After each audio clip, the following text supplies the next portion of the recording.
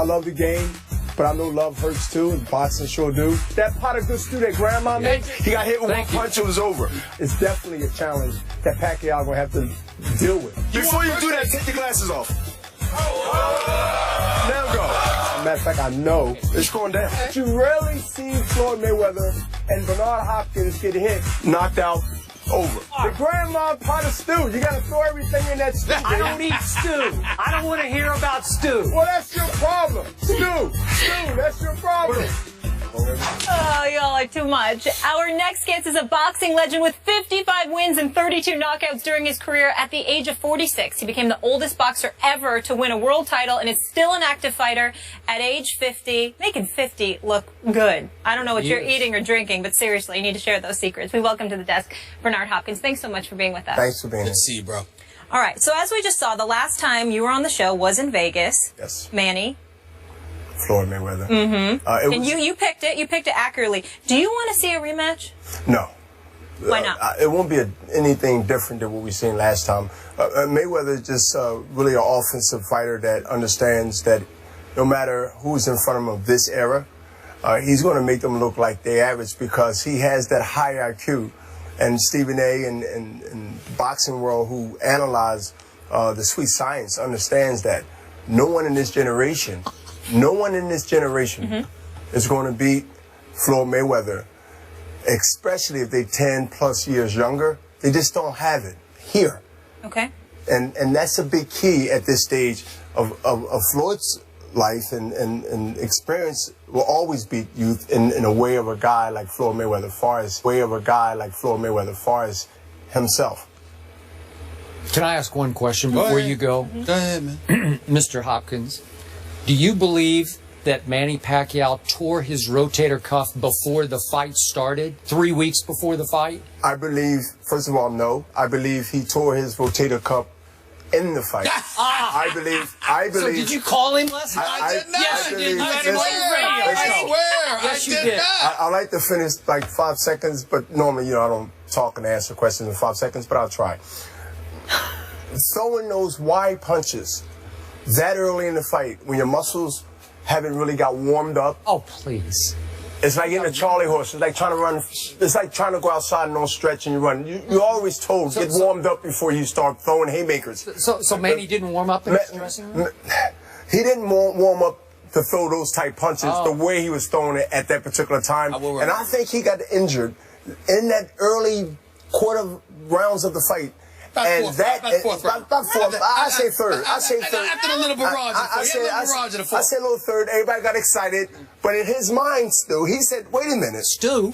I'm going to always call you Stu because we have a relationship Okay, I'll call you Bernie. So I don't like Bernie. I know. Yes, he did it early in the fight. I believe he did it early. He injured that early in the fight, but he knew he couldn't get out the fight, and he had to continue the fight. I have another question. Do you hear the brilliance of the former undisputed middleweight champion of the world educating you about something I've been trying to educate you about for months? I heard Bernie parroting Stephen A. Smith. Watch his first take. Let Stu speak. Okay, back to Bernard. Do you believe, as Manny said, that he tore his rotator cuff 3 weeks before the fight because Freddie Roach said he could not spar a second for 3 weeks leading up to the fight? I believe Bernard Hopkins already answered that question. No, I'm just giving you the truth here, the actual facts. Let me tell you what I would have done. This out of respect for the fans and the money that the ransom that they was paying for that fight. And I use the word ransom, not lightly. Let it be known. Listen.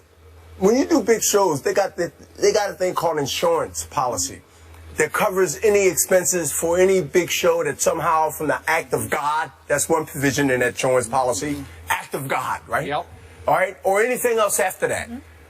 Look, 2 weeks, 3 weeks, I believe everybody in the boxing world have been okay. They would accept that. Because listen, he don't want to cheat us. He's hurt, but he can be all right. 3 weeks, the doctor says, maybe 4. And we back on. And we... Okay. He had surgery the next day after the fight. Well, you don't go in the ring, right, and then play Monday morning or Tuesday morning quarterback and say, oh, the reason I didn't win, I didn't fight the way I fought because I was hurt.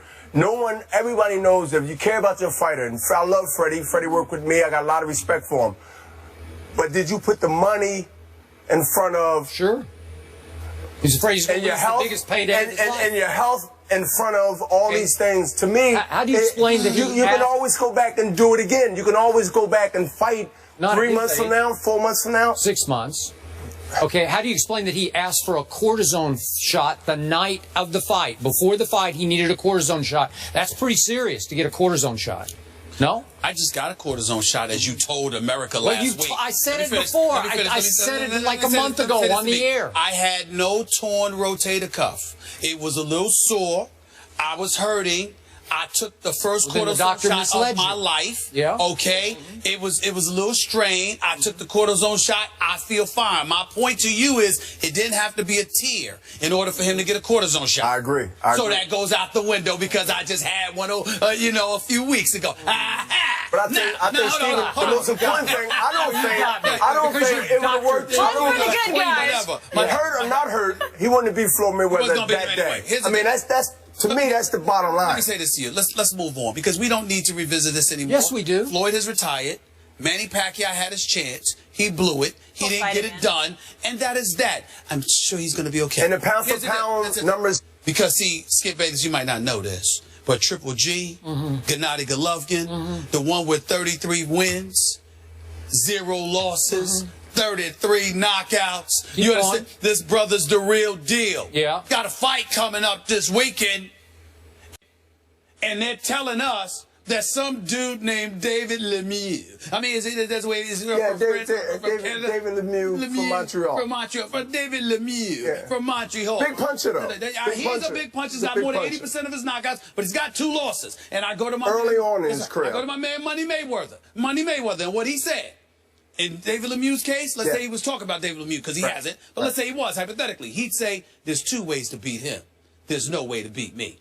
There's 2 ways to beat Lemieux. Because it's been done. There's no way to beat Golovkin as of yet. Talk to me about that fight this weekend, please. Well, first of all, Stephen A., it's a fight that is a fan-friendly TV fight because of the styles. But I also understand the history of being wrong in Madison Square Great Garden, where we've seen things that wasn't supposed to happen. Nobody thought it was going to happen.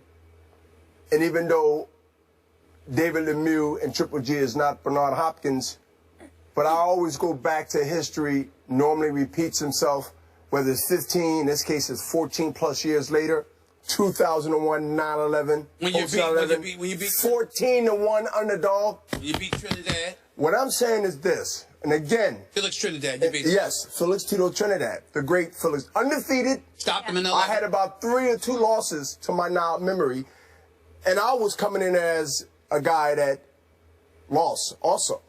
And I said this yesterday at the press conference at the Garden. Yes, Triple G should get the credit and deserve the credit. I will say that now, and I said it then. But always a but. There's a time in every athletic achievement of any sport figure that they run into that one person that has a blueprint and perfect that blueprint to the point where history is made right then and there. Mike Tyson, Buster Douglas, right? Oh, don't bring that up. Well, I got to bring up the overwhelming confidence of dialogue and conversation about our opinion about an event that's coming upon us, and remind people that, yes, I can be wrong and I can be right, but just keep that little thought back there that, you know what?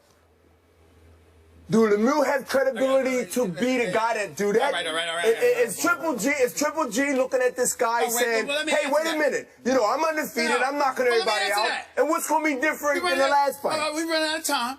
Listen to me here. I just got warmed up. See? I'm sorry. You got stuff to do. You got a whole bunch of car wash. Exactly. Let's be clear here. Hold on before I let you go. Let me show the world how you were wrong on a couple of things. Number 1, Buster Douglas really didn't beat Mike Tyson. One would argue that he knocked him out. One would argue it was Don King and Robin Givens who beat him before Buster Douglas ever got to him. Okay, that was before the ring. Well, I'm just saying that these are the kind of things that happen. That's the mental warfare. Triple G, Gennady Golovkin doesn't have that problem. Number 2, we've got Cotto and Canelo coming up, and they. We're going to talk about that also. We don't have time. Later. The point is that I don't know how much time that nobody wants a part of Triple G. David Lemieux. David won him. He won him bad, Steve. I'm telling you, this man can't sleep. Okay. This man won him bad. He wants to be the unification. We cut to the chase here. Yeah. Go ahead. Let's cut to the chase. If in fact Floyd Mayweather Jr. is by far the greatest defensive fighter in the history of boxing, why wouldn't he take on Triple G? He's too small. Oh, don't get me too small. That's not right. He could That's fight not right. rings That's around. not right. Why wouldn't he? That's not right. Well, he's too small and he doesn't have the power. My opinion is he doesn't have the power. But you're admitting that's Triple how, G? That's how we solve it. Can I come up with a solution? Can I come? Let me come up with a solution about Mayweather and Triple G possibility. Okay. The solution is let Mayweather, right, come down or go up, and let Triple G come down where they both have to be in a weight division that they have to work to get there. Triple G told me. Triple G so Mayweather can come up. Meet me halfway. Meet me halfway. Triple G told me he would meet Mayweather at 155. My point is Mayweather is barely big enough to fight at 147, even though he's been dominating folks because of his boxing skill. But Triple G can walk through him. No, you can't. I disagree. Oh, come on. You don't believe in him. You don't believe in your man. But this is crazy. I told Mayweather that myself. I don't believe in him against Triple G. No, when Mayweather, he's too big. But Mayweather is so overly talented in other avenues where it makes up. Even those 4-star pounds, it makes up. Steve, I can't be with you on this one. I can't ride with you on this one. And you know, I'm a ride or die guy. But I'm understanding. We gotta go. Hold on. No, we don't have to go because he's speaking some wisdom. I'm gonna shut him down right now. I'm gonna shut him down right now. The former middleweight and light heavyweight champion, when he thought about getting in the ring with David Haye, who ultimately fought Klitschko, you got Nassim and those boys and me who got on the phone with you and said, what the hell do you think you're doing? Don't you go near him. Then I said, don't you go near that man. What did I say? Because you're too small. Don't mess with that boy. I told you that. Let's go at 160 when I jumped up 2 weight classes to fight Antonio Tarver 2006 that's not the same. in Atlantic City. That's not the same. That's not the same. I like heavyweight. Oh, stop it. Stop it. Listen to this man. Stop it. It's been done. It's not this the same. man knows what he is talking Antonio about. Tarver at the light heavyweight was not David Haye. A knockout David Haye was like 20 pounds heavier. But he just knocked Sylvester Stallone out of the last I have no control. See what you started, Bernard? I lost all control. Thank you so much. Pleasure to meet you. Appreciate you being here. We pick up later on this. He knows I called him. When told him I got on the phone, told him, don't you stay away from David Haye. You know. Bernard Hopkins. Appreciate you. Run, Floyd, run.